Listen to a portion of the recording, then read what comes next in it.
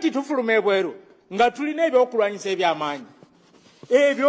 eby'amaanyi nga evangelio nga tukutte emisalaba nga tukutte bakerubi mujja kulaba bwe tufuluma wano nga tufuluma nga twekalakaasa ate nga tulina ne bahirozi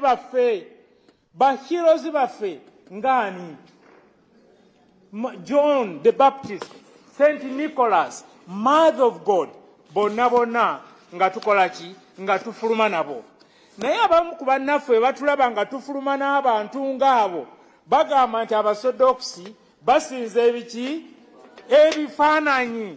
Naye njagala mbabuuze nti bannaffe abo batendereza kubanga boogera nti ebimu ebyo tebiri mu Bayibuli. Bayibuli eyo gye tusitula what I said. Naye awatali ekyo oyogera kyeyayogera naye ng'okikyusizaamu. In other words, ebigambo Bayibuli eno is an icon. Kifaananyi kya bigambo byani. Ate nno nga bakyagala nnyo bannaffe bakyesibako beesiba ku kifaananyi ekyo. Mumanyi nti n'ekirisiya nayo kifaananyi.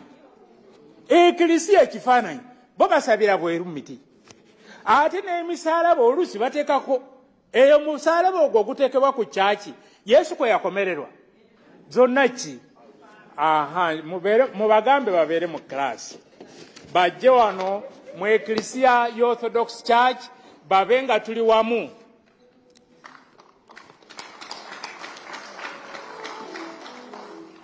We shall go out, as I said, with Holy Evangelio, the Holy Bible, the crosses, the censer, with burning charcoal, the cherubim, the seraphim, lighted candles with icons of different saints, ears moving.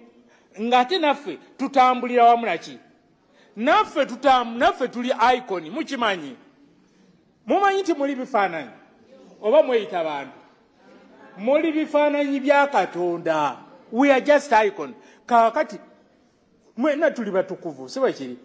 Tugenda okusitula abatukuvu baffe olwaleero nga nammwe abatukuvu mwe muli. Mwenna muli batukuvu olwaleero naye by calling you are all saints.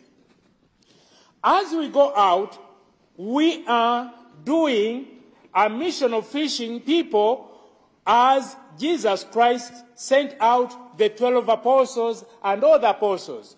So as we go out, nga tuli mu kwekalakaasa, maybe next year, tujja kwekalakaasaako ekisingako nga tulina ne band, twetoolooleko wano mu kaalo, akatundu akatonotono, tulage nti tuli b'amaanyi. Naye okufulumayo kwaffe, nga tumaze liturgy eno, is a celebration of a liturgy a liturgy after liturgy. Nga Bishop Anastasios, taata waffe, bw'atusomesa. Eno liturgy misa, bwe tufuluma ebweru tutandika misa eyawa ey'ebweru. Misa ey'ebweru kwe kubula ekigambo kya Katonda. Emisa ey'ebweru kwe kwagala abantu. Misa ey'ebweru kwe kuyamba abantu. Misa ey'ebweru kwe kulaga ddala ddala nti tuli bumu mu Kristo. Tuli bumu mu Kristo. Tuli bumu mu Kristo.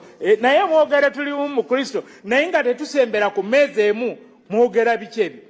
Tulina okubikyusaamu tube nga ffenna tusembera ku mmeeza emu. I'm very proud of you, the Orthodox Church, the Orthodox Christians in Uganda. I'm very proud of you. Mwekubireko mu ngalo. Newankubadde nga mukyali batono, I'm proud of you. Kubanga you identify yourself with the ancient, primitive church. The teaching of the Holy Apostles, the ancient fathers, the teaching of the seven ecumenical councils. I'm very proud. Nti ebintu ebyo mubigoberera naddala ffe aba St. Mark. Ffe tuli mu church eyabangibwawo omutukuvu ani? St. Mark the Apostle mu Africa. Era taata waffe yani taata waffe yani kaakati Theodoros nankyama. Theodoros Patriarch. Presently, we the Orthodox faithful in Uganda are celebrating, ekirala kye ndi proud of, we are celebrating 100 years of existence in Uganda. Baliwo emyaka 12. Naye ffe tuli mu century ekola ki? Esooka we are first Christian. Kyova olaba nti ya district gye tubakozesa okupima okukkiriza kwaffe okutegeera orthodoxy ntonotono si y'amaanyi kubanga you are first Christians. Era singa osoma New Testament olaba nti ya district yaabwe yali loose naye ate y'ennaku zino eri very very strong and very hard. I'm also proud to say we are celebrating having 3 dioceses: the Diocese of Kampala, the Diocese of Gulu, the Diocese of Jinja. Ngati tulina ne ba bishops bameka mukikubireko mu ngalo. A Sunday like this, we are celebrating our founding fathers, the apostles of Africa. Olwaleero kakati bana betugenda okufulumya abazungu sibe kiri abaffe baluwa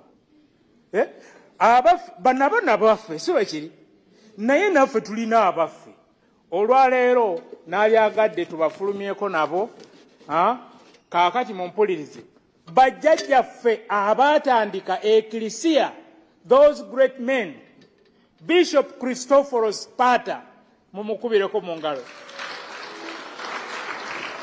Omusajja yali teyeetya, omusajja yali teyerya mu ntama, a man of courage. From nowhere Katonda n'amubikkulira amazima. Ne jjajjaffe ani Obadiya naye n'awuliriza eddoboozi lya mukoddomi we naye n'afuuka omusodokisi. Bishop naye n'afuuka omusodokisi ate n'afuuka omubuulizi w'enjiri si mu Uganda yokka wabula mu Kenya nawo awalala ne Tanzania. Kakati yali mubuulizi batumutwala nga evangelist oba an apostle of Africa. Tuyina ne bajjajjaffe abalala, Jjajja Pasha Kiriros omukozi w'ebyamagero yagenda okufa ng'akola ebyamagero. Kiriros Kasule yali mu parish y'Ensinze, Ensinze St. Spiridon, omusajja oyo ng'akola ebyamagero. Ate n'olunaku lwe yafa bannange nga bw'omulabako ng'omutunuulira ng'aboobedde yafa ayina emyaka 10 naye ng'okwata ku mukono gwe ng'amaze okufa nga gukyakola ki? Gukyagonda. Ku lunaku olwo I was lucky, nange naliyo nga tumuziika. Abanjulira bwe muba nga gye muli musobola okunjulira. Enkuba yatonnya mu kiseera ekyokukola ki? Nga tumusabira mu kyaki. Emabega w'ekyaki tugenda okufuluma ng'enkuba yonna etonyeeyo naye mu nankani wali mu ntaana nga tewali n'otuzzi n'otumu.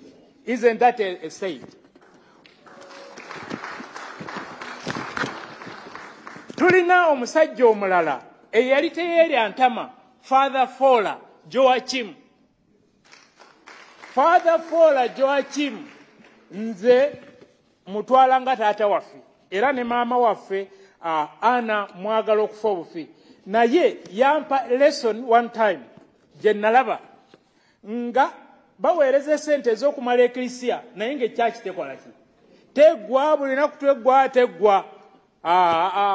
Olumu bishop omu yali agenzeyo okugenda okukola olunaku lwa St. Paul. N'agamba, n'atuula mu luggi luli. N'agamba nti sebo, tojja kukola litagi. Be, omanyi abasoga bw'agamba be, sebo toddamu. Nga bishop father yakola ki? Yagaana. Nze muyita fearless. Ate nze mutwala is the missionary of Busoga. Wadde ne Kiriros naye yabuulira naye Father Pasha, Father Fola ye yasinga okukola omulimu ogwo. Omuntu omulala ye Luganda Athanasius ow'Ekatente. Oyo naye mutwala nga mutukuvu. Emirimu gye yakola naye waliwo ekyamagero ekyaliwo ng'amaze okufa bamaze omuziika. Yalina akakyaki ke yazimba akatono. Naye bwe bamala nga bamuyiziisa wayiseewo ebbanga ddene baazimba ekyaki endala. Ekyaki eyo endala bwe bagizimba, f'omanyi ba bishops tubaziika eri ku maaso gaki g'echurch east gye tubaziika okujjako Bishop Sparta ye is a special case ye twamuteeka wali ng'ekijjukizo kya pioneer of Orthodox. Kaakati amalaalo gwe baazimba echurch empya ne bagalekawa wali awali kakyaki akakadde amalaalo ne geeseetula gokka ne gagenda emabega wa church. Ekyo si kyamagero. Praise the Lord. Waliwo omusajja omulala gwe njagala okubabuulira era nga naye jjajjaffe Katonda yekka nga balina emmundu yagaana nfukaamiriraani bwe baali bafuluma n'abagamba ne TV mugirese nayo mugitwale. Bannange ekyo temukikubeera mu ngalo kufaani asobola okikola. Bishop Nanchama yatambulanga n'agenda mu bifo eri entalo eyali omusajja owaki omuteefu kwegamba nga tatya basirikale. Munansonyi waliwo jjajjaffe gwe mbadde neerabidde jjajjaffe Atimu Athanasius ow'omu North yali musajja muzira nga North musajja wattu ali obwogu naye kyemujjukirako nti he was very humble beyond nga yeetwala ng'ekisasiro nga ye teyeegulumiza yajjanga wano nga talina na mmere bulungi nga tumusuza mu boofiisi muli ne masomero naye kaakati kyemmanyi nti ali mu ggulu akola ki asanyuka kubanga omulimu gwe yakola gutandise okutojjera kaakati akaali ka parish ne bu parishes tuyinayo diocese number of ggulu temukyagadde ekyo. Waliwo omusajja omulala nze gwe ntendereza baamuyitanga Onesimus Oboch in the North. Omusajja oyo Oboch yali ava mu Acholiland naye ekiseera kyatuuka mu lutalo nga teri father n'omu agendayo. Ye najja wano najja ng'atuyita n'agamba nina abantu bangi mujje ng'olutalo gye luli. Nange nenvuga ne ŋŋenda eggulu mu kiseera ekyo nga Bishop Nanchama nansindikayo ne ŋŋenda eggulu. Naye twali tutuuka Labora nga wali omusirikale bannange nga bw'oba tolina mutima oyagala kuddayo buziwa e Kampala ng'abasirikale bayitirivu obungi awo. Ne ŋŋenda nensula awo mu nnyumba y'omuntu omu awo mu tawuni eggulu. Enkeera ne tugenda Labora naye nga tekyali mmotoka. Musajja wattu nali ndudde okuvuga akagaali ne bampa akagaali. Navuga akagaali ne mpulira nga n'amagulu gonna gakola ki galuma. Naye ne ntuuka eyo ng'abasajja akuŋŋaanyiza abantu ng'abantu abali awo era omuzeeyi oyo yakafa ennaku zino bamuyita Onesimus Oboch. Nze mutwala nga hero waffe mu Orthodox Church. Waliwo omusajja omulala gwe njagala mumanye ye Father Irenaeus Majimbi. Omusajja enjasabigu eyali teyerya muki mu ntama era nze muyita mata kubanga musajja bamukuba emiggo bamukuba enankanya obutebe naye ng'alwanirira amazima naki nabwenkanya obwo bwa dipi amazima nobwenkanya bwa dipi yali alwanirira mazima g'ekirisiya yaffe era yali ayagala Orthodox. Nze sirabanga muntu ayagala Orthodox n'abayonaani ng'oyo. Nze namutuma omuyonaani omuddugavu. Omusajja omulala gwe njagala obbabuulirako gwe bayitanga Batumaayo Mukasa. Omusajja Batumaayo Mukasa yali ava mu parish ey'Ebulami nze gye nva. Omusajja oyo yali mukadde nnyo ng'ayina enviiri njeru nnyo ng'asaba naye nga tasobola kusaba. Ffe nga tetugenda mu kyaki bulungi nga tetusaba kanjogere bwetyo ku Sundays nga tetusaba naye ngenda lumu okugenda okunoga emiyembe musanga yasaba naye ng'ekitabo akikwata bw'ati tasobola kusoma bulungi ne mukwatibwa ekisa ne ngamba musajja wattu tasobola na kusoma bulungi nze kangende muyambe nsome nsobola okufuuka ne faaza ow'ekitundu laba bwe nfuuka faaza ow'ekitundu ate ne bankasuka awalala naye naweerezaako ebulami.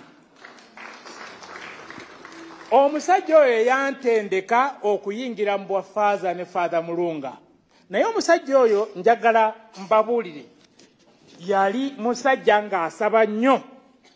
Omanyi omuntu asaba ng'asaba bafaaza nga tebagenze kusabira mufu ng'asaba n'asaba abantu ne beetamwa ne bagenda n'okugenda ne bamuleka ku mulambo. Omusajja oyo nga bw'anaaba engalo obuyonjo bwe gwafukirira gwokola ki gwokoowa.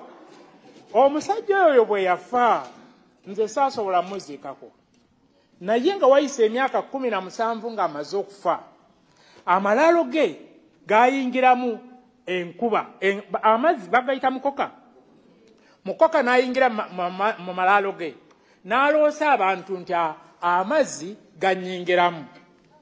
Kaakati kyebava abooluganda basituka bagenda beekuŋŋaanya bakole ki bajjeyo bajjeko entaana eno biki bamuteeke ennankani bamuzimbe bulungi naye bagenda omutuukako nga wayise emyaka 17 ng'omulambo gwe oba bode ye ng'ekyali nnamba nanviiri ze nga zikyali nnamba nga wasigaddewo akagoye kamu kokka naye ng'akyali mulamba.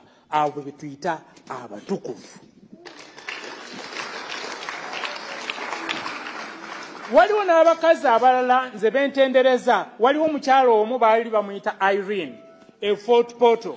Yali mukazi nga muzibe w'amaaso. Omukazi oyo yatunda ebibi byonna by'alina afune akabanja akalinaanye church abeere ng'ali ku church. Era nze oyo muyita hero wange. Waliwo omukyala omulala gwe bayita Christina Nabaggala. Omukyala Christina Nabaggala yali muzibe wali ku lubya n'abaana b'abazzukulu tulina nabo n'abaana baabwe. Omukazi oyo naye yali muki mutukuvu ng'asomesa bafaaza nga batusomesa ffe nga tukyali bavubuka oba ng'alaba ekintu si kituufu ng'agamba mwami wange yampitanga mwami nali mwami nnyo kaakati ng'alina ebintu by'aŋŋamba nti ekyo tekiteredde n'agamba n'omulala ekyo tekiteredde oyo jjajja nze she is my hero.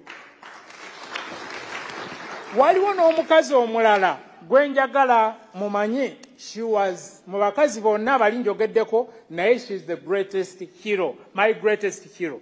Bamuyitanga Margaret Kikaziki. Yali naye muzibe yasabiranga awo ng'atuula awo muzibe naye lumu nga tannaba kanzireko emabega nga tannaba kufuuka musodokisi nnyaffe ono Maria yamukyalira n'amugamba nti nnyabo wange njagala ofuuka omusodokisi eri ku kyaki eyawa ey'eddegeya n'agamba nze akakyaki ako sikaagala n'abantu baako nabo sibaagala. Ne wayita ekiseera era n'ajja Maria era n'akola ekintu kyekimu n'agaana.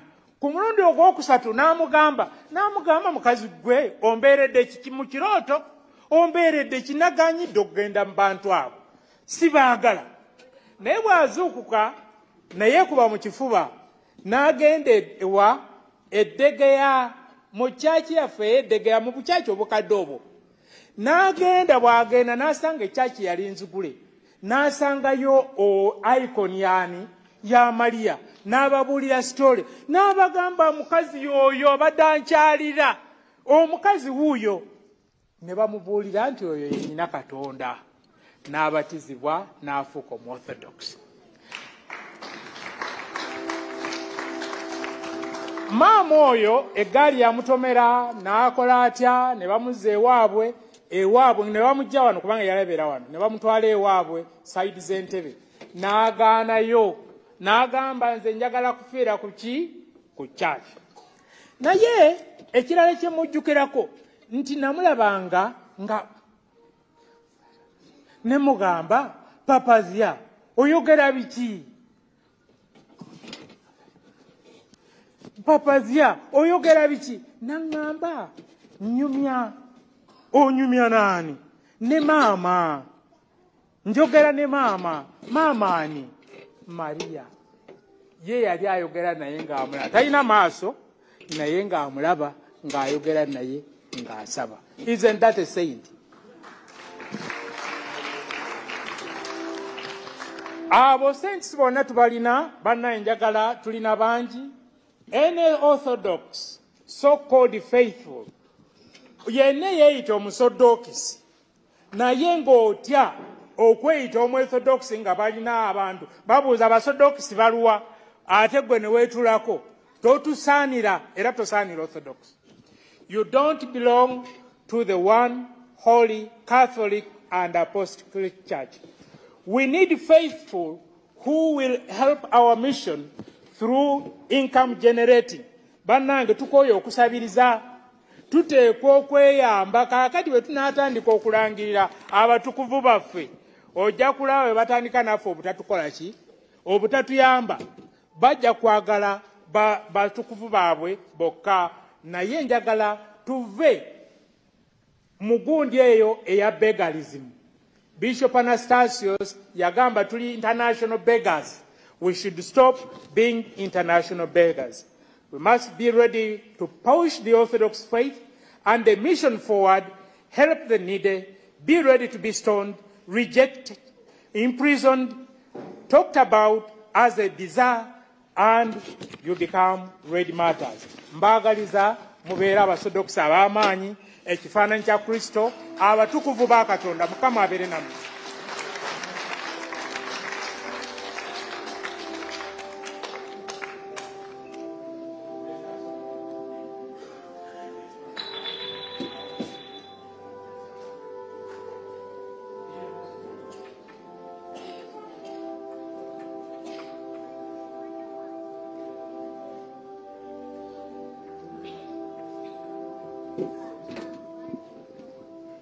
Basaba buli omu akwate icon tugenda kwekalakaasa. Buli omu afunewo icon wano. Buli omu afuna icon mu bwangu mukyona ne icon yawaka muza.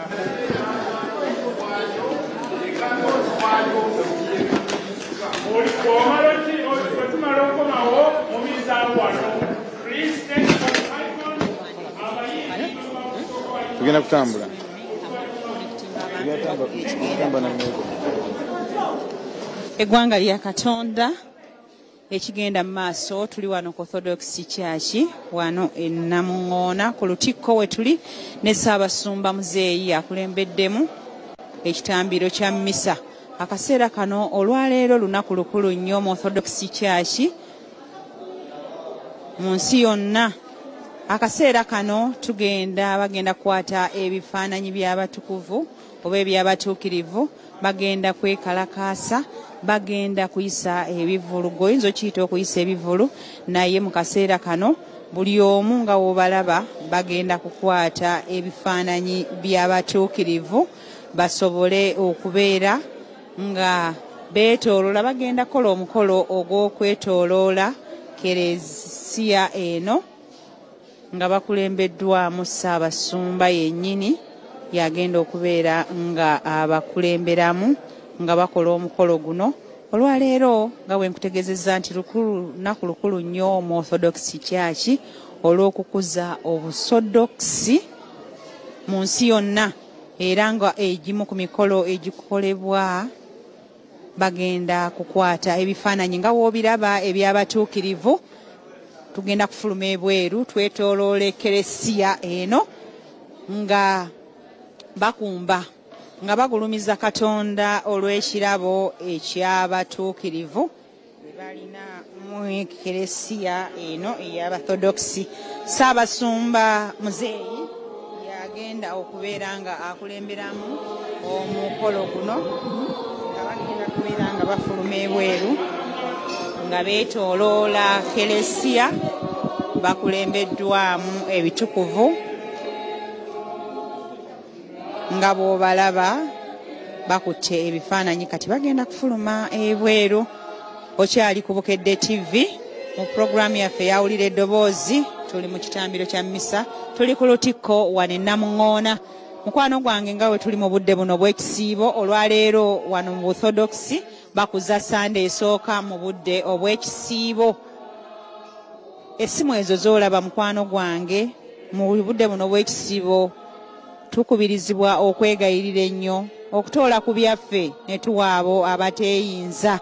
Era ng'essimu ezo z'olaba tukusaba gw'alina ky'olina kyonna mukwano gwange tuyambe bannaffe abali mu bwetaavu basobole okubeera nabo nga tutuuka ku lunaku olw'amazuukira ga Mukama waffe Yesu Kristu nga nabo bambi basanyufu.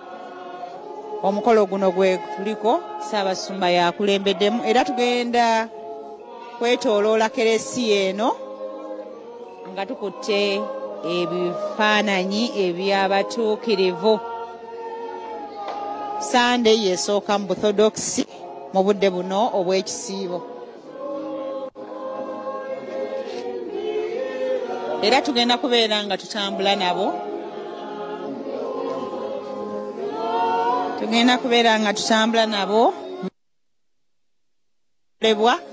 Kubanga guno omukolo omukulu nnyo ku lunaku olwaleero eri bannaffe bano abasodokisi.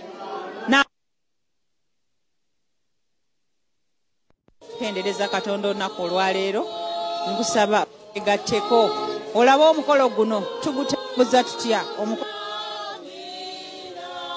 Ebukedde TV twasalawo nti buli kimu tugenda kubeera kutuusaako.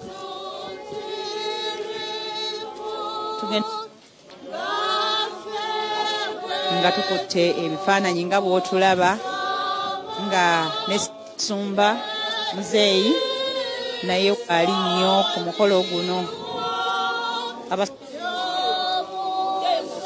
Abatali basodokisi nga mukkiririza Mukama waffe Yesu Kristu mbasaba tubeere nga tugoberera bulungi omukolo guno.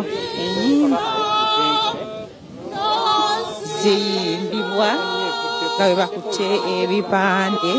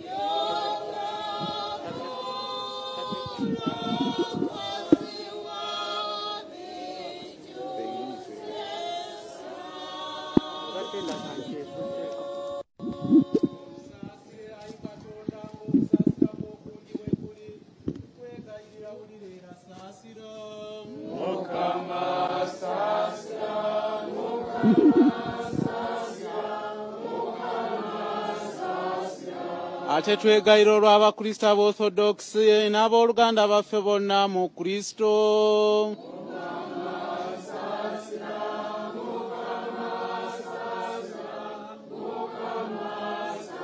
Ate twegayirira n'olwa Ssaabalabirizi waffe Yeronimos.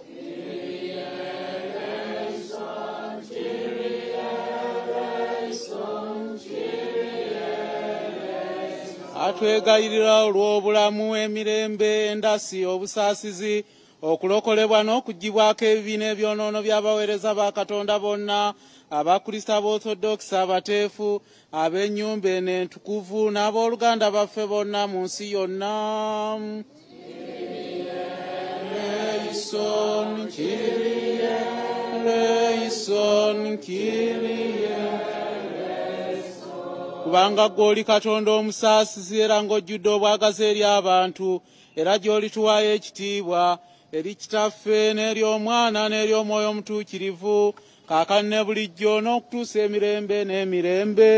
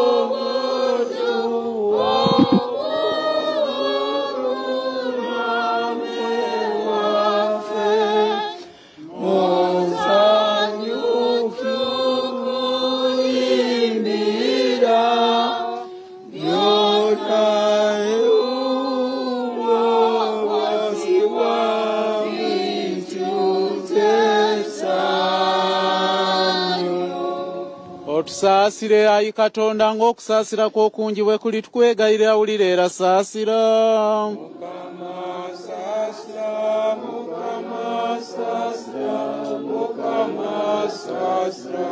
Atwegayirira olw'okujjukirwa okulongoofu era n'okuwummuzibwa kw'emyoyo gy'abaweereza abo abaamala okwebaka, bassekabaka, bapatuliyaka, basaabalabirizi ba Katonda, abamonanki abatukuvu, badiikoni abeeyawuza abasajja n'abakazi, era ne bakabona bonna, era n'abo bonna beebase okuva ku nsalo okutuuka ku nsalo z'ensi yonna, kw'Abakristo Abosodokisi abateefu, bakitaffe bajjajja b'abajjajja, bataata b'abajjajja, bataata abasooka okubaawo, abazadde basseruganda n'abooluganda baffe, era twaziranira basonyiyibwe ebibi byabwe, ebyeyagalire n'ebitali byeyagalire.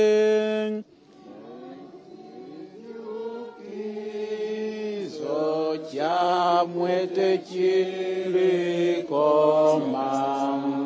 ekijukizo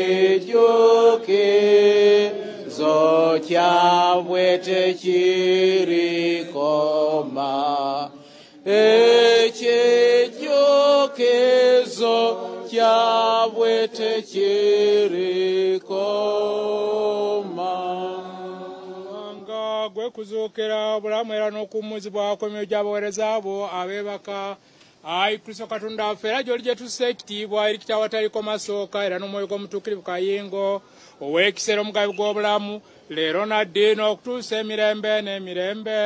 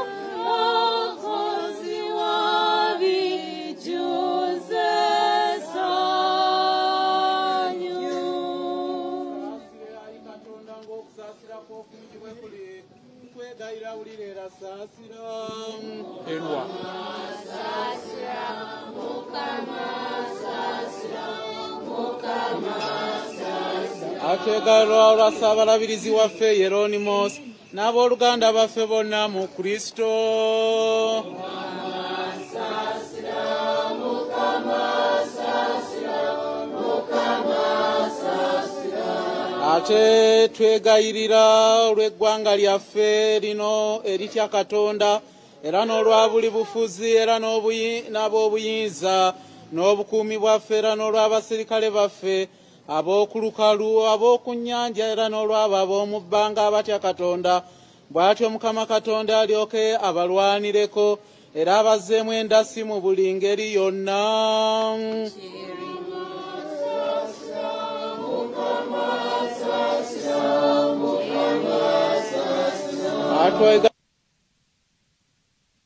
Endasi y'obusaasizi okulokolebwa n'okuggyibwako ebibi n'ebyonoono by'abaweereza ba Katonda bonna Abakristo Orthodox na buli abasangibwa wano abakebezi abeesonzi ab'obusumba buno n'abagenyera n'abayise n'abooluganda baffe bonna mu Kristo.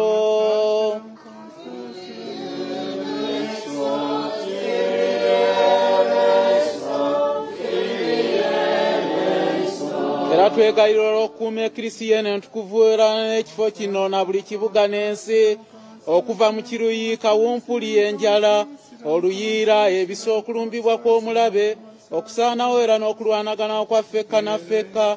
Era tusaba Mukama abeere musaasizi bw'ati alyoka abeerule era aggyewo buli busungu bwonna na buli bulwadde ebyanditujjidde era tulokole okutuggya mu musango ogwo ogututiisa era ogutusinga era tusaasire.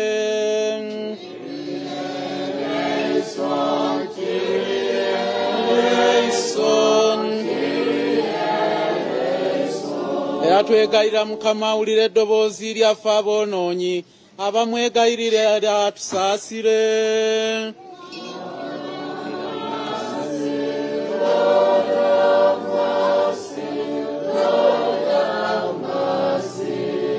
Tuwulire Ayi Katonda waffe essuubi ly'abo bonna abali ewala ku nnyanja.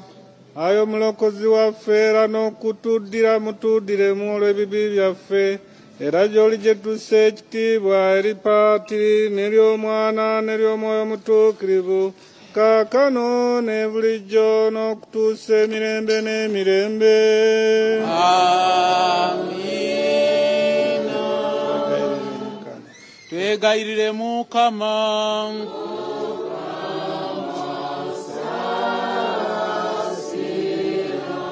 Bannabbi nga bwe baalaba, abatume nga baayigiriza, Eklisiya nga bwe yafuna, basabasomesa nga baayigiriza, olukiiko lw'ensi yonna nga lwakiriziganya, ekisa kya Katonda nga bwe kyayakayakana, amazima nga bwe geeraga, obulimba nga bwe bwabunira, amagezi nga bwe geekwekula, nga Kristo bwe yaba ebirabo, era bwe tutyo naffe bwe tulowooza, bwe tutyo bwe twogera, bwe tutyo bwe tubuulira, Kristo w'amazima Katonda waffe era n'abatukuvu be.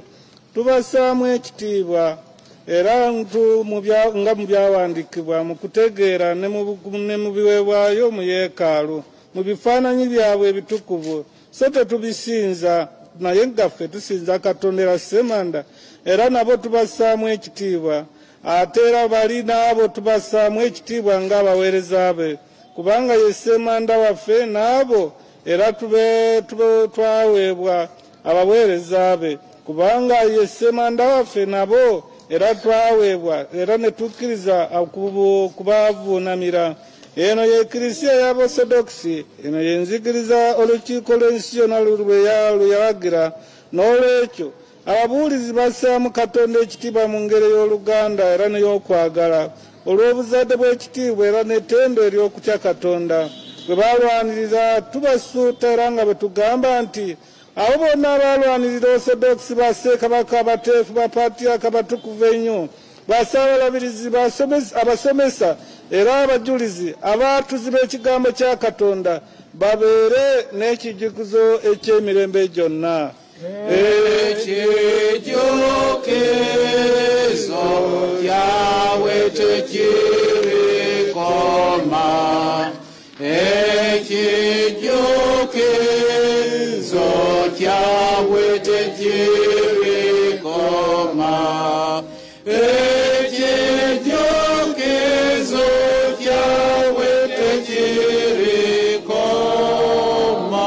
Abo be baalwanirira n'okutukusa mu Katonda n'okutuusa okufa mu kubonaabona era ne mu kulwana era ne mu kuguma nga batya Katonda era tubagoberera n'olw'obulamu bwabwe obulungi mu Katonda okutuukira ddala ku nkomero. Tusaba naffe tubeere bwe tutyo tufune ebyo tusaba olw'okulumirirwa n'ekisa ky'abassa Kabona Kristo omukulu era olubereberye w'amazima Katonda waffe olw'okwazirana n'okw'obutukuvu ennyo omugole waffe nnyina Katonda era embeera ddi na ddi olw'abasala bamalayika abafaanana Katonda era n'olw'abatukuvu bonna n'olw'abatukuvu bonna. Amina. Ekifaananyi eggwanga lya Katonda tukomekereza wano ku Bukedde TV 1 misa yaffe ekitiibwa tubadde wano ku St. Nicholas Orthodox Church wano e Namungoona.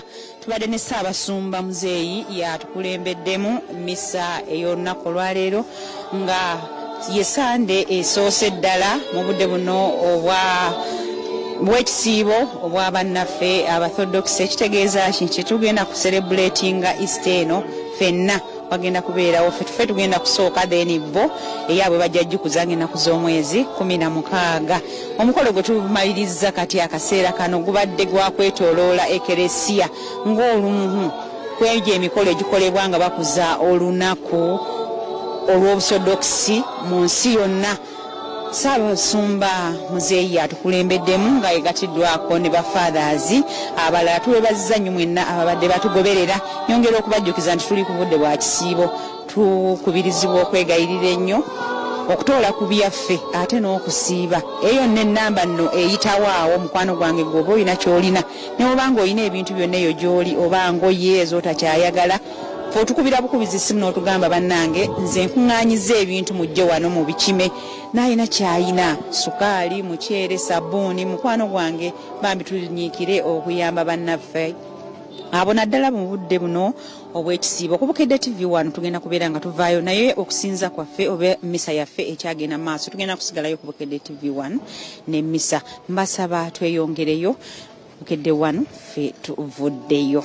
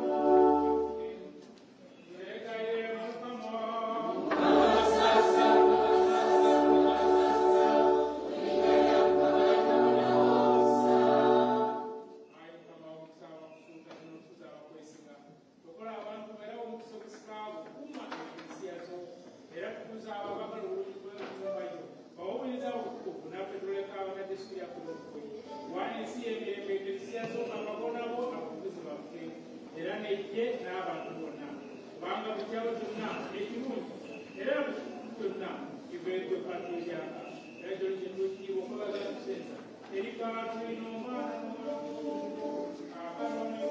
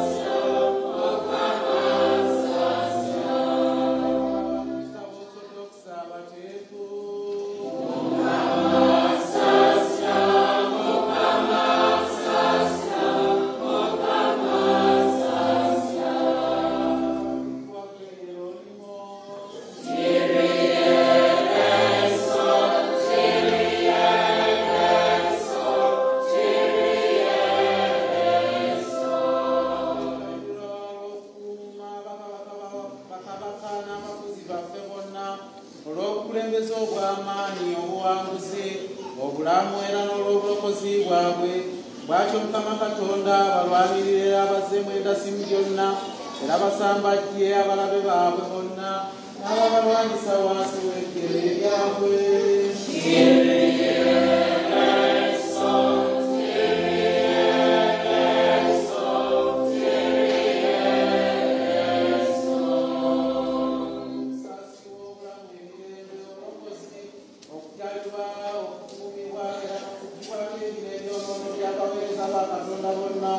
Abakulisa b'Orthodox abateefu abatuuze era nabo bonna abasangibwa mu busumba buno n'ekyalo kino ne mu bibuga n'ensi, abasajja n'abakazi era n'abaana, olw'abantu ab'obusumba buno, olw'abakebeza abeesoza ab'ennyumba n'entuufu.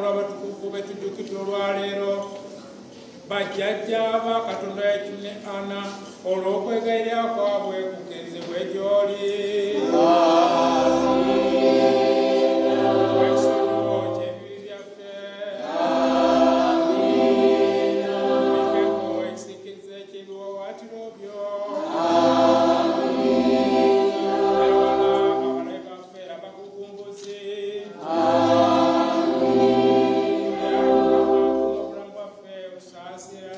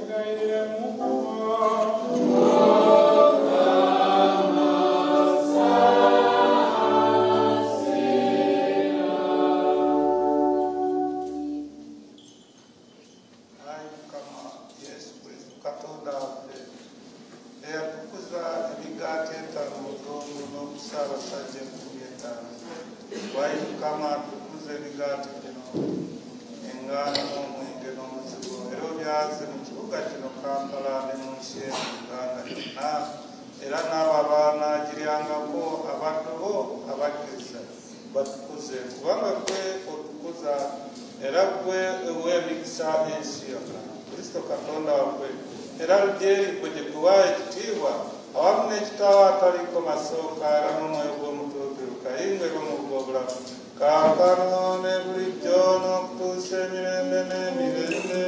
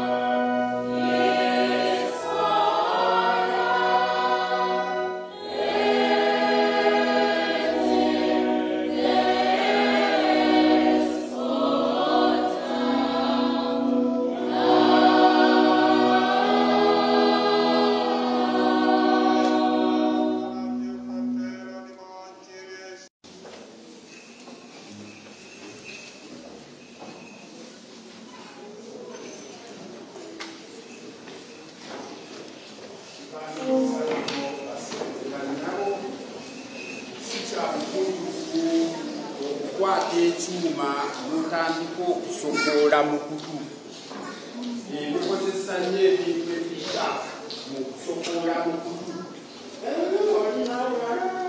olulaba ng'asokola mu kutu ekintu ekyo si kirungi okusinziira ku dokita omukugu w'eggwanga agamba nti bw'osokola bw'otyo okutu osobola okuvaawo n'obwira ddala eddalu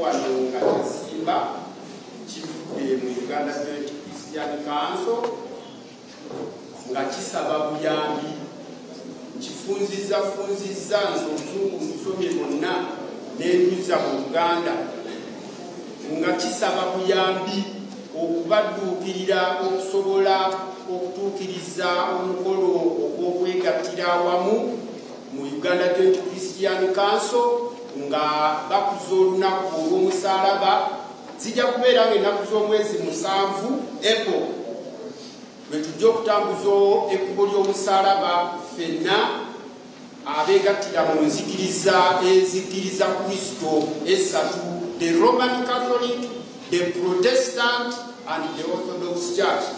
Ate njagala mujjukire nti the Protestant era baagaanidde ddala okulaba nga wano e Uganda tetukkiriza bisiyaga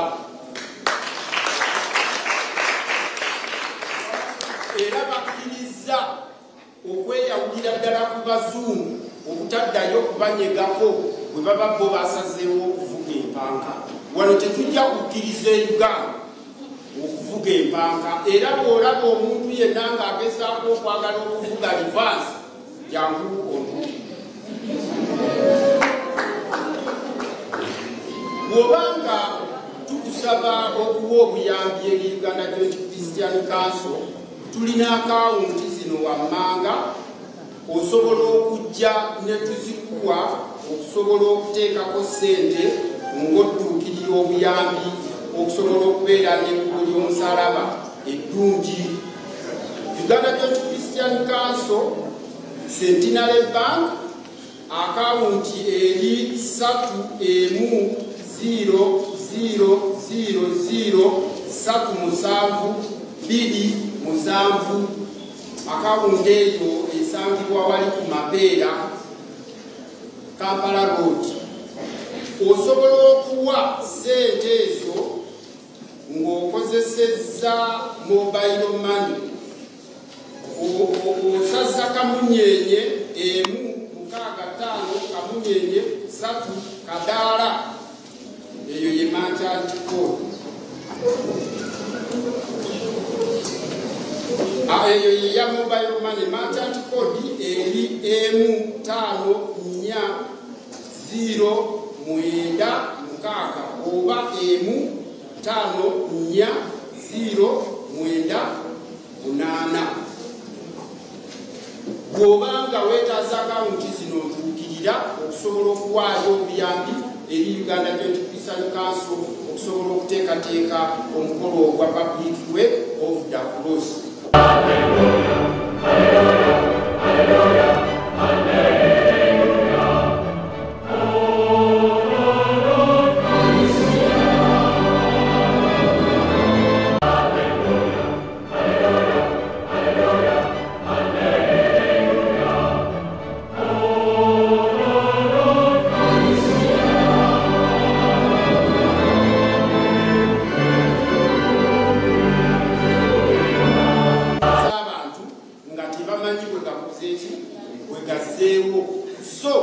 Kikwetaagisa okukebera ku kyapa ky'eky'ettaka okakase nti ddala ekyapa kikyali intact tebannakitambalinga. Bw'osanga nga bakitampalinze olina emitendera gy'oyitamu okussaako kaveti okulaba nga abasaatuusi tebakola ki tebasaatuuse. Ebibanja byaffe bingi nnyo mu ekirisiya abasaatuusi babisaatuukiddeko.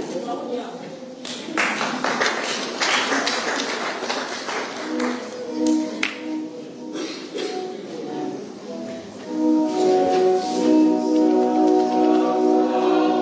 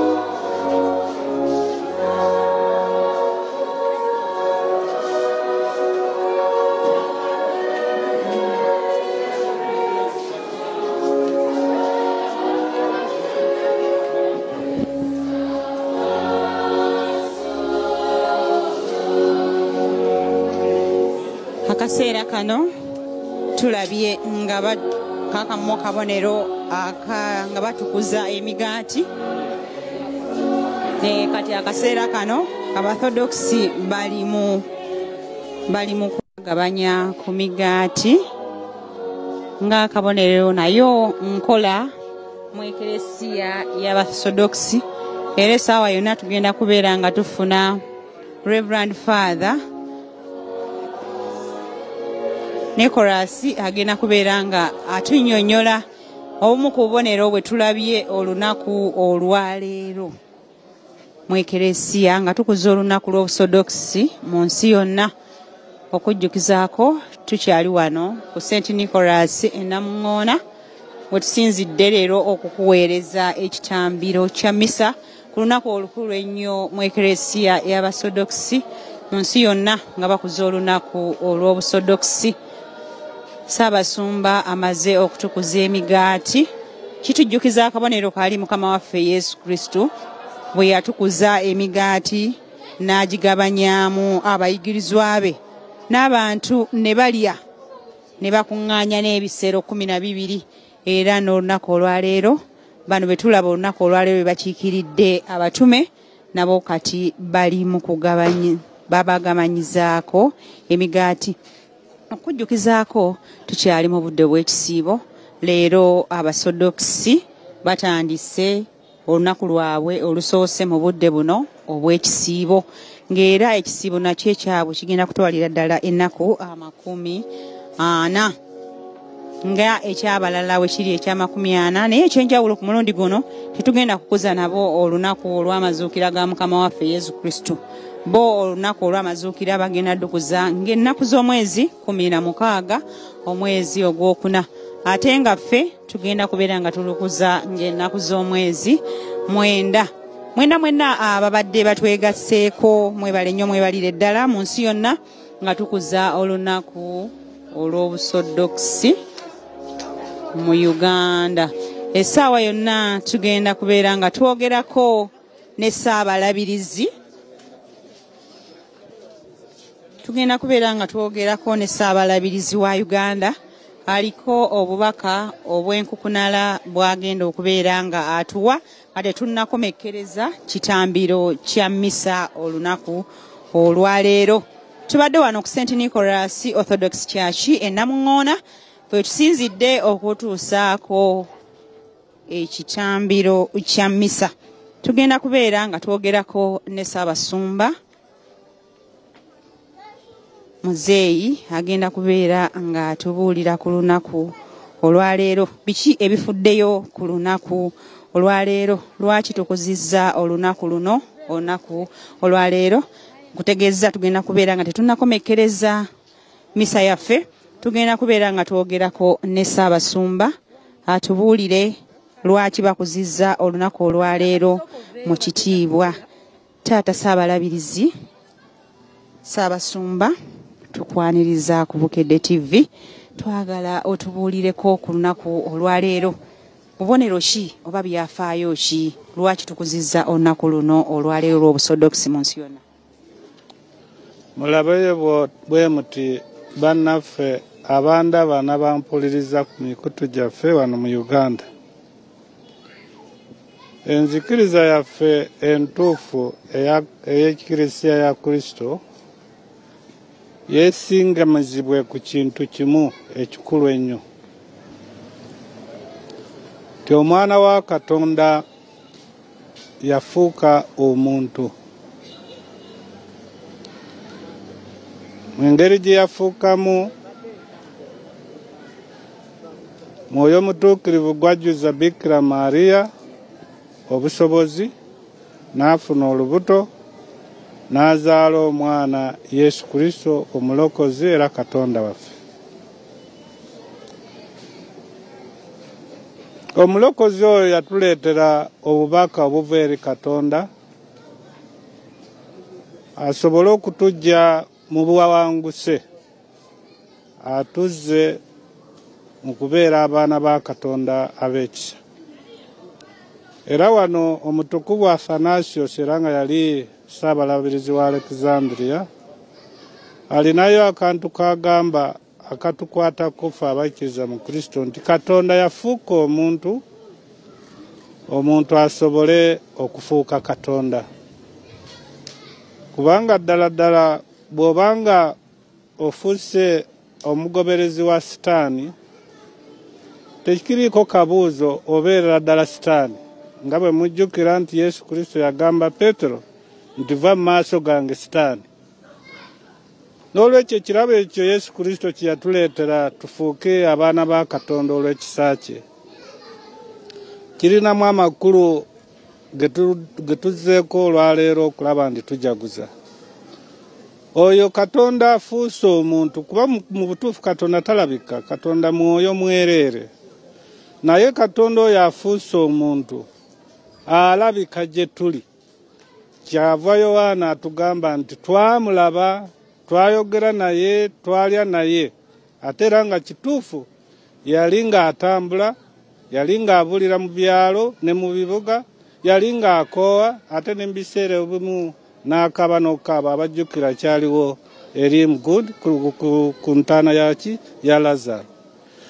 Kati ife abantu mu ngeri yonna otulina obusobozi obw'okukuba ebifaananyi. Kye tulabye tusobola okukikuba ekifaananyi. Kamera zizze mu nnaku zino, edda baali nga babisiiga busiizi.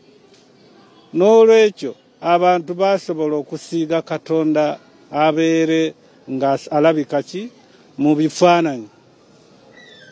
Ate era abo baafudde okuba Katonda nabo bazaalibwa nga abalala bonna bazaalibwa, naye olw'okujjuzibwa obwa Katonda bwabwe olw'ekirabo ekyo kye yakola Yesu Kristo, nabo ne babeera abatukuvu ba Katonda mu kyaki yaffe, ne tubasiiga.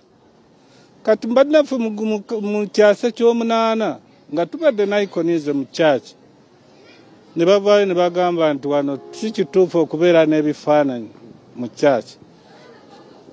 Kyalabika nti kijjawo embeera yonna nga bwe ŋŋambye okuva ku ntandikwa nti Katonda okufuuka omuntu kyali kwagala kwa Katonda okutulokola. N'olwekyo okulabika kwa Katonda kwe twatuukiza n'okuteeka ku bifaananyi kyali nga kyetaagisa eri abasobola okukola okumusiiga. Si kituufu ekyo. Tetusinza bifaananyi, tusinza Katonda. Naye Katonda alabise gye tuli. Oyo Katonda alabise gye tuli mulokozi waffe, era Katonda ddala era muntu ddala. Ate n'abo abatukuvu be abafuuse abatukuvu be, batukuvu ddala ba Katonda bajja kubeera mu bulamu obutaggwaawo. Naye tetubasinza, tusinza Katonda. Tetusinza bifaananyi, tusinza olwo gwe tusiiga, oyo yafuuka omuntu ku lw'obulokozi bwaffe. Kati n'olukiiko ne lubeerawo ne lusalawo olw'ababisopu bonna okuva mu nsi yonna mu karine ey'omunaana, ne basalawo nti ng'Eklisiya bwe badde ebuulira, ng'abatume bwe baali balabye nga bwe baleetedde ebya Yowaana, nga n'abantu bannabbi bwe baali nga batubuulira ebijja okubeerawo, bwe tutyo Abaosodokisi bwe tusinza, bwe tubuulira era bwe tukuuma.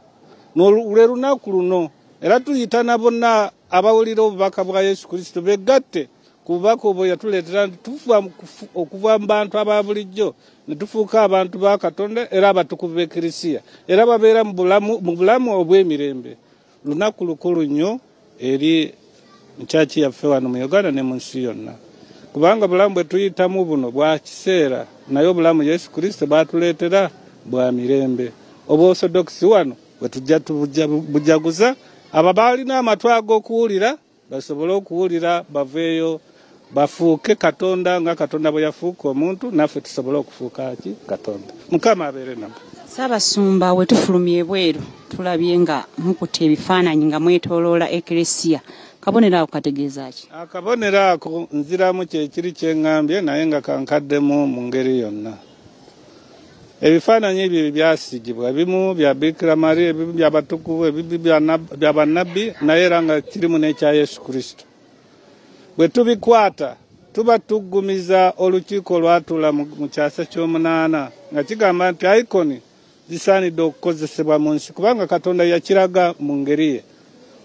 Okusooka byonna yatuwumba mu kifaananyi kye, naye ate aleese omuntu Katonda abeere mu kifaananyi ky'abantu, abantu basobole okutuukira okuba mu kifaananyi kye. N'olwekyo tutambula nabyo, tetwetooloola Eklisiya yaffe, abantu bonna abakkiriza balabe ebyokulabirako kuba Katonda waffe kati alabika. Okulabika kwe kuvaako obulokozi bwaffe. Era n'abo abamwegasseeko be babatukuvu b'ekirisiya abasizi b'ebifaananyi bye bateeka ku bifaananyi. N'olwekyo buli omukkiriza yenna abakwata olunaku luno olw'obasodokisi abanga naye ayayanira okubeera omuntu wa Katonda atuukiridde. Ssaabasumba, olwaleero tutandise ye Sande esoose mu budde buno obw'ekisiibo. Abakkiriza Mukama waffe Yesu Kristo bali mu kusiiba. Tusaba obawo obubaka naddala obunaabayisa mu kusiiba kuno. Tulina ebizibu bingi mu nsi yaffe. Tulina ebisoomooza mu bulamu bwaffe, mu maka gaffe, mu mirimu gyaffe, buli omu waatudde. Naye nga Mukama agamba nti asaba aweebwa, akonkona aggulibwawo. Mujjukire nti Mukama Katonda waffe eriyo bwe yatuuka awantu okuwonya yaliko emizimu. Kantwale nti bino ebizibu bye tuyitamu biva ku mizimu gya Sitaani mu maka gaffe, mu nsi yaffe ne mu ngeri yonna. Abatume baalemererwa okubigoba ne babuuza Yesu Kristo kuba oli abikola lwa bakatonda. Lwaki ffe tetwasobola kukola kubigoba? Ye yagamba nti bannange, ebizibu ebigumu ennyo byetaaga kusaba na kusiiba. N'olwekyo mpita bannange bonna we bali abakristo abali mu Krisiya ya Kristo n'okusingira ddala ab'Orthodox, tusiibe nga tusaba. Mukama Katonda waffe eyatulaga nti ekisiibo n'okusiiba bireeta obuwanguzi, bireeta Mukama Katonda okubeera naffe ne tusobola okuggyawo ebyo ebiba bitutawaanya, tusobole okulaba nti tubiyitamu ebyo ebisoomooza obulamu bwaffe, ebisoomooza amaka gaffe, ebisoomooza emirimu gyaffe, era n'ebisoomooza ensi yaffe yonna. Okusaba n'okusiiba. Naye ku ludda olwaffe wano si kubiyitamu kyokka, naye n'okutuuka ku buwanguzi Yesu Kristo bw'atuleetera mu kuzuukira okuva mu bafu. Ekintu ekikulu ekiri mu kuzuukira kwa Yesu Kristo kiri nti Kristo bw'aba azuukidde okuva mu bafu atuleetera essuubi ery'anamaddala. Nti bannange, okufa we kuli nga ne mu kitabo eky'olubereberye bwe kigamba nti olw'okuba mulidde ku kintu kino mujja kufa, era tufa. Naye essuubi ly'okuzuukira gye liri ate ne tufuna obulamu obutaggwaawo. N'olwekyo tuyise tusobole okulaba nti tusiiba, tutuuke ku buwanguzi obwo Yesu Kristo bw'atuleetera mu bulamu bwaffe ng'abakkiriza. Taata Ssaabasumba, tweyanziza nnyo, tweyanzeege. Eggwanga lya Katonda tukomekereza ekitambiro kya misa wano ku St. Nicholas Orthodox Church wano e Namungoona, ng'olunaku olwaleero tubadde tukuza olunaku lw'obusodokisi mu nsi yonna, ng'era Ssaabasumba muzeeyi atukulembeddemu ekitambiro kya misa. Twebaziza nnyo mwenna abazze batugoberera okuva we twatandikidde eri ku Bukedde TV 1, ate nga kati tugenda kubeera nga tukomekkereza. Nyongera okubategeeza nti mu budde buno obw'ekisiibo tweyongera okwegayirira ennyo. Tusome nnyo essaala bannange, ebiri mu nsi yaffe buli omu tewali atabiraba. Naye essaala ewangula, teremwa n'ebinene ebisigula. Tweyongere okusoma ennyo essaala. Tusiibeeko bannange, musiibeeko, mwenna gye muli musiibeeko. Ate tutole ku byaffe, tugabire abo bambi abatayina. Nkujjukiza nti mu pulogulaamu yaffe ne yawulira eddoboozi, tuyina enkola nti mu budde buno obw'ekisiibo tutoola ku byaffe ne tugabira ku bannaffe abo. Awo nno essimu ezo z'olaba ezitambula awo, bw'oba oyina k'olina, bw'oba oyina ki, mukyere, sukaali, sabbuuni, ebintu ebikozesebwa mu bulamu obwa bulijjo, bambi tuyambe Ekereziya wa Katonda, baamukisa abo abagaba engalo z'abanaku. Mukama abaddizaawo, buli lw'ogaba Omukama naye akuddizaawo. Gw'oyina oba oyina ngoye, oba oyina bintu ki, oba oli luddawa, ffe tukubira akasimu, tujja kujja mukwano gwaffe tubijje awo w'otulagiridde. Bannange, tweyongera okwegayirira ennyo, tweyongera okusiiba ate tugabe. Nkoze ne Matovu yabadde ku kamera, Andrew Nooki yabadde mu studio zaffe eze Kampala. Tubadde ne Ssaabasumba w'Abathodokisi muzeeyi, tubadde wano ku St. Nicholas wano e Namungoona nga tuguza olunaku olw'obasodokisi munsi yonna. Ate tusinkane ku Sunday jja. Ku Sunday jja tugenda kubeera eri gye bayita ekibanga, tugenda kubeera ne Ssaabasumba ow'essaza ekkulu ery'e Kampala Pose Mwogerere yagenda okutandika okutukulemberamu ekitambiro kya misa eri mu parish y'ekibanga. Kino nno kisangibwa eri mu Mpigi gye tugenda okusinzira okuweereza ku Sunday ejja. Mbaagaliza bye munjagaliza, akuume ate tweyongera okusiiba n'ekisiibo ekirungi. Mubeere bulungi. Shalom.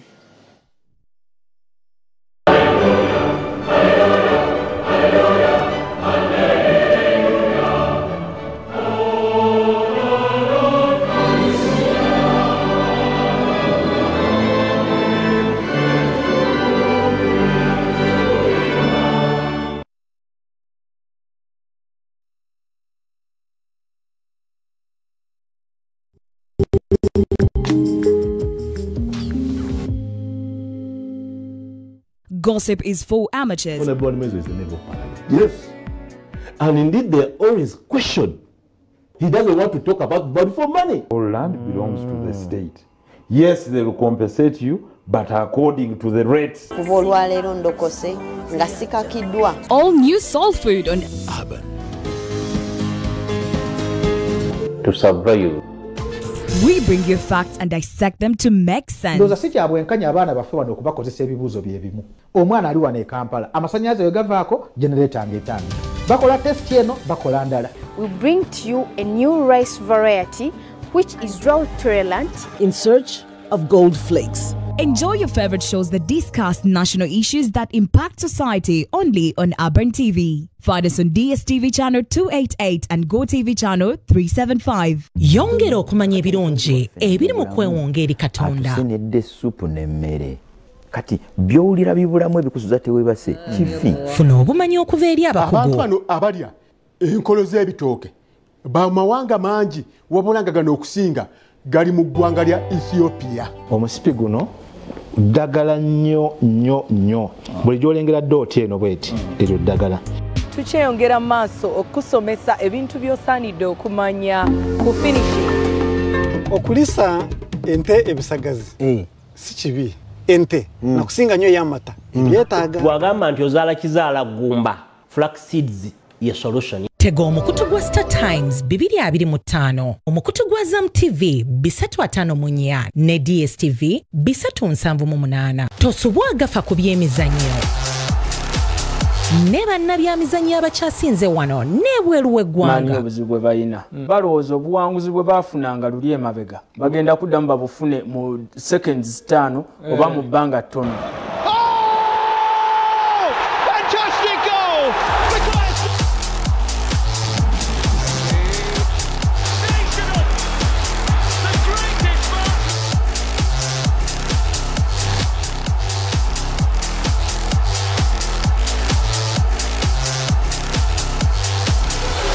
Tega omukutu gwa Star Times 225, omukutu gwa Zam TV 354 ne DSTV 378.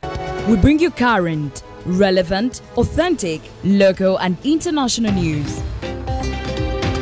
In a special series, Teachers Making a Difference. We got the best performed girl in the government school came from our school. Uganda now is part of the global era.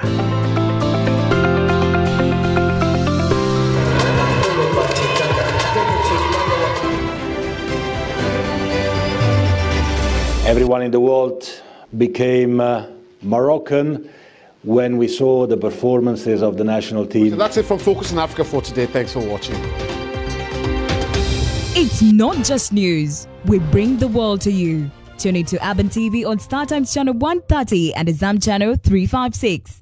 Sulabirawa gano kimakaga katemba majja omukwano obulimba obujja byonna wisanga wano kati mweza remote abewuwo bakunganye olunyumirwe katemba ku Pal Magic Loco. This is our home. Luganda. Palo Magic Loco eri ku mukutu namba 42 ku DSTV ate ku mukutu 315 ku GoTV. Palo Magic Loco tuli ku ground. Urban Life. Fun. It's a nice wash. You wear the same. Remember that day you have to look beautiful. Wanna tell you my mind, oh, I don't understand, oh, cause I didn't see you. Our family has already become a subject of controversy. Take her, bring her to the holding area, and call the Bethel Hospital together. That's Daphne. That woman again. Come back to your 20 celebrity edition. Keep on dance for me, na na na. Keep on wine for me, na na na. Ziaga, Urban TV. Entertaining you all day with our Urbantainment shows. Tune into Urban TV on DSTV channel 288 and GoTV channel 375. Tukutusa kebinyuvu.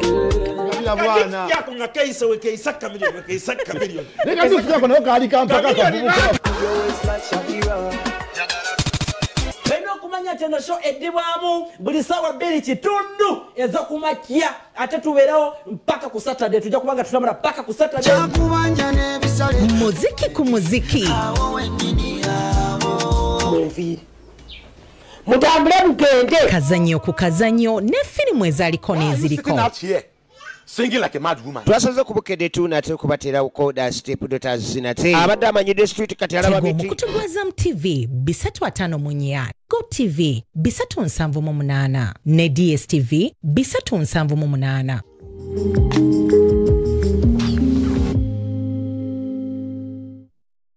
Tosubwa kubukede TV 2. Akati nze situke balabe nti chairman mulambo wecha. Mbuya situse yagenze eyo simanyi mu kuchakalabo. Sekukulungirira kuno. Leero ngenda wa taata eyo. Njagala gena munnyonnyola nsonga zino. Azitegeere bulungi. Ate munaye tunagenda bugenza anagamba twadduse buddusi. Kituufu. Naye ate olugendo luno tulwetaaga ddala. Ate nina n'ekirowoozo nti ebya trip ayinza obbisazaamu. Ekiki? Ayinza obbisazaamu. Nsese taata abawala abato bajja kukulukuunya. Bwe bankulukuunya nga nange mbakulukuunya. Kati ye agamba ki? Muzeeyi ye kyagamba nti Christmas tugiriire wali ewuwe waka. Tudduke. Tudduke. Tuli baana bato nti bagenda tunoonya.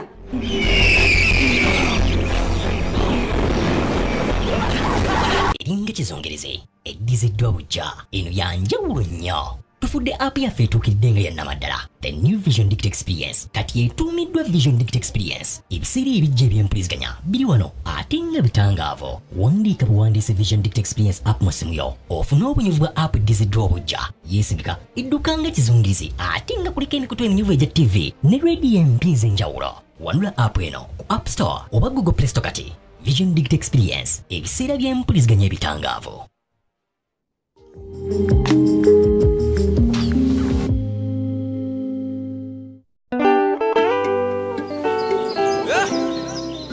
Eddie D, come on,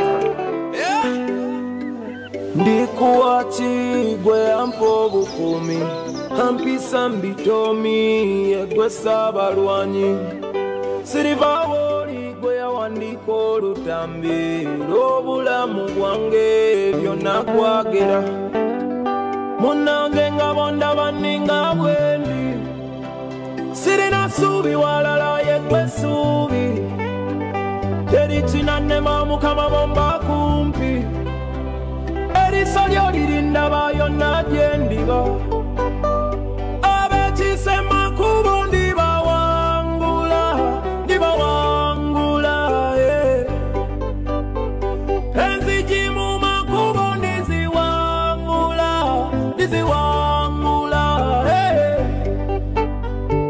abekise makubo ndibawangula enzigi mu makubo ndiziwangula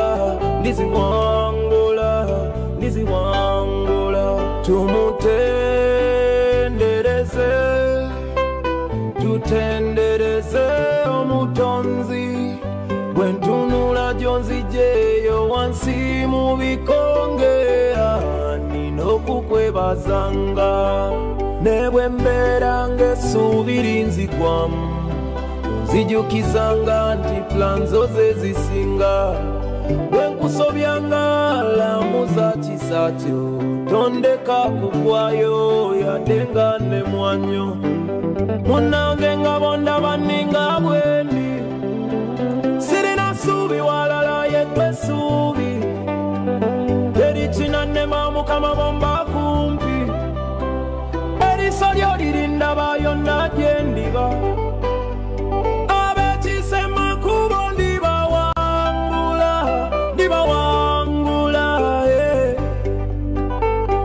enzigi mu makubo ndiziwangula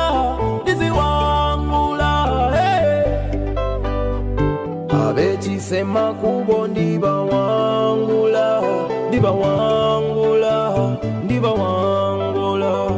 enzigi mu makubo ndiziwangula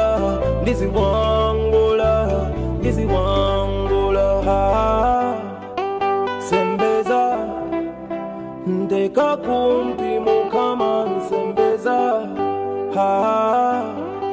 sembeza ndeka kumpi mukama sembeza abekise makubo ndibawangula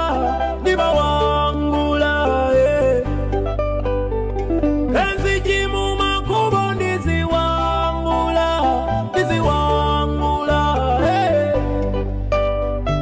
abekise makubo ndibawangula